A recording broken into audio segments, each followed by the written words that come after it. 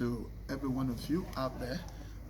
This is the Chaplaincy College of Health Science and Technology on Chaplaincy Radio Community Service Program. My name is Akisomi Emmanuel, and I'm a trained and certified chaplain from the College of Chaplains. Today, we actually have some of the students of the Chaplaincy College of Health Science and Technology, Jos, Nigeria here. We are located on the Bauchi Ring Road axis of Plateau State, which is Jos City as the main capital. And by the special grace of God, we want to briefly look at some of the community services that we will be rendering, or that we render as medical chaplains. As you can see them, today they are all in their medical chaplaincy appearances or attire, and we also have we are a public health school for now, and we train people as medical chaplains.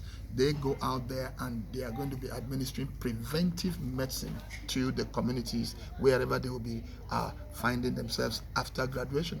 So for today, we're going to be discussing certain things about community services. What are the various community services that we have, and that they can be of use or help to the community? So before we get into all of that today, I want them to introduce themselves, beginning from left here. We have Cadets Comfort Matthew, Cadet Mercy Innocent, Cadet Favor Ilogene, and then we have the male among them. Cadet Tope Ajibola. You're all welcome again. Today, we want to look at community services as medical chaplains.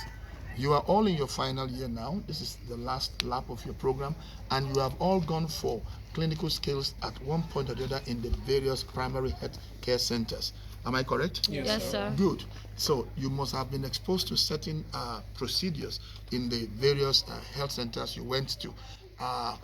I want you to just tell us briefly, what are some of the experiences that you find in the communities where you went? What are some of the prevalent issues or diseases in those places where you went, or cases that you actually came in contact with in your own government primary health center you went? Thank you very much, sir, for the question. I experienced mostly malaria and typhoid.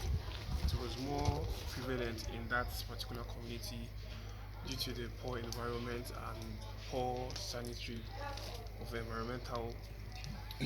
So most times it was the malaria and the typhoid we experienced more in the primary settings. Okay. Now, on primary health center, you went malaria, typhoid. You mentioned that some of the reasons are simply because of the poor sanitary condition, hygiene, and then, of course, poverty is another thing that actually contributes to all of these problems. I don't know.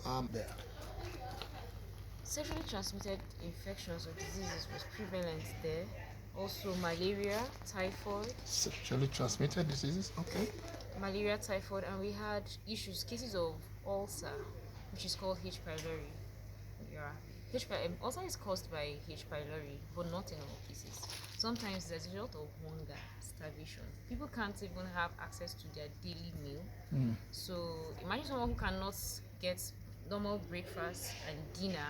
You can't start talking about eating healthy to that person. Okay. That's again that you just mentioned. Just led me to ask the question. In this school, in the Chaplaincy College of Health here, in our own community, we run what we call food and medical outreach here, where we give out free food and free medical services to people. Why do you think people will come to get free medical services or food, in a community like this where we are in young children environment? Why do you think people comfort? Why do you think people, for example, for some years now? Okay, because there is hunger everywhere. Okay.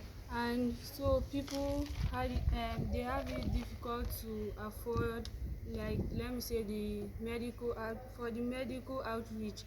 So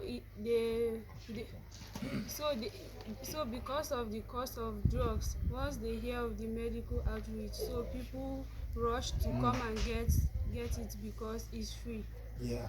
I remember when I was also, diagnosed some time ago with an eye issue, and then in the United States they told me that one eye drop I was going to pay $60, $30, and $30 every month. Then I was going to be paying $60,000 for eye drop. I almost said, forget it.